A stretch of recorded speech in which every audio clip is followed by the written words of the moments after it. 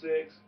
Hey, my name is Jakari. This is the final health video, and I'm going to discuss what I got most out of the health class.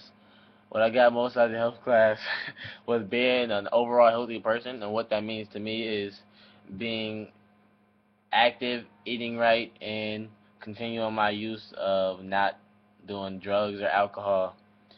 I plan over the rest of my life to manage my emotions and behaviors by doing that. I hope to live a stress-free life by managing my time, setting goals, and achieving what I want.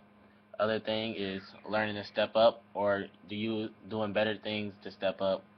Stepping up as in learning situations that are problematic for others and learning how I can help, because I want to be the best helper that I can be.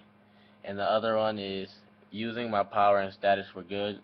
I plan to help out in the community for the rest of my life, and I want to give back to people who are less fortunate than me, and I think that would be beneficial for everyone, including me.